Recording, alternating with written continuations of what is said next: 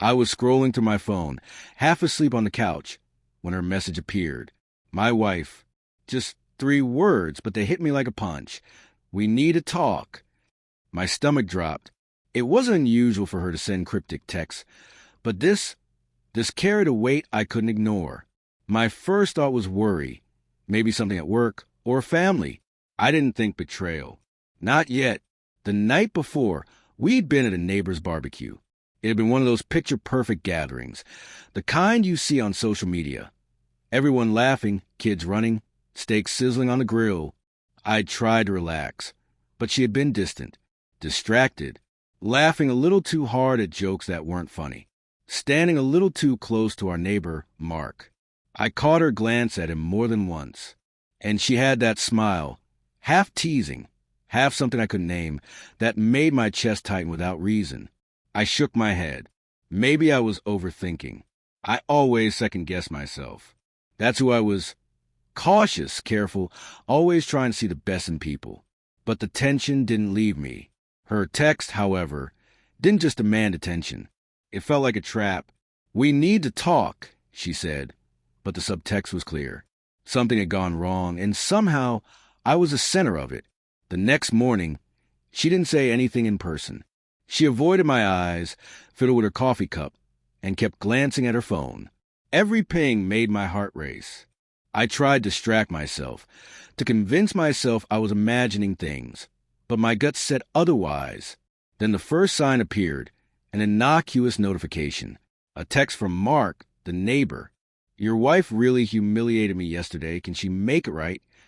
My chest tightened. I stared at the message for a long time, rereading it. Humiliated? What the hell had happened? I dialed Mark, my hand shaking. He explained slowly, carefully.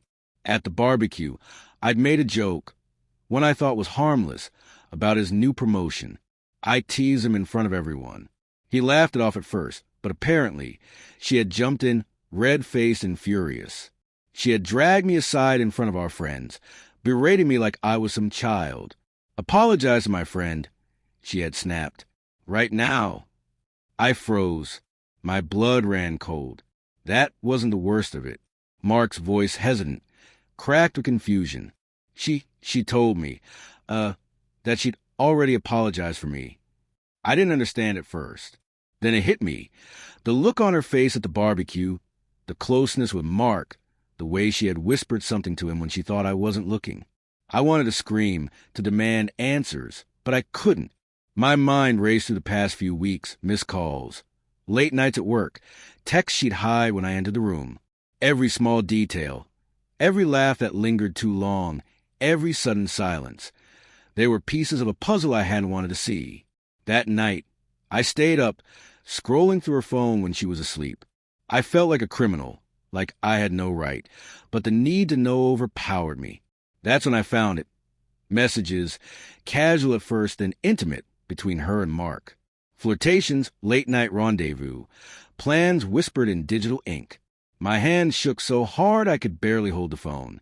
I remembered our own conversations, the promises we had made, the whispered, "I love yous" in the dark, the way she would squeeze my hand when we walked together. Every memory now felt like a lie. The world tilted. I hated myself for loving someone who could betray me so carefully, so completely. I confronted her the next morning. She didn't deny it at first. Her eyes were a storm. Guilt, fear, frustration all mixed together. "It wasn't like that," she said. "I didn't mean to hurt you. It just happened." Her voice shook. She tried to explain, to justify, to soften the edges of the pain she had caused. But the damage was already done. I looked at her, my heart breaking in slow motion. The person I had trusted most in the world had stepped across a line I never thought she would. And yet, there was still a part of me that wanted to believe her, to salvage what was left.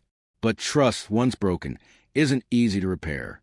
I left, not with shouting, not with anger, just silence. I needed space to remember who I was, without the weight of betrayal pressing on me. The apartment felt colder without her, but the air was cleaner too, sharper, real. I walked through the rooms, remembering the laughter, the warmth, the little things I had loved. Now they were ghosts. Weeks later, I found clarity. I couldn't undo what had happened. I couldn't erase the betrayal, and I couldn't force her to feel what I felt. But I could reclaim myself. I could rebuild my life without her, without the lies that had entwined us. I didn't hate her. Not really. I pitied her, maybe, for her inability to see what she had in me until she risked losing it. I pitied myself, too, for trusting too easily, for believing too much. But most of all, I respected myself for finally stepping away, for choosing my own heart over the wreckage of love that no longer protected me. The barbecue, the messages, the humiliation, it all became part of my past, something I could look back on without flinching. It was a wound, yes, but also a lesson. And in the quiet aftermath, I discovered something I hadn't realized in years. My strength, my self-respect, and my own worth. Life moved on. I moved on. The echoes of her betrayal faded slowly, replaced with small, steady breaths of freedom. And though the pain of her lies lingered, it no longer defined me. I was whole again, quietly, painfully, but undeniably.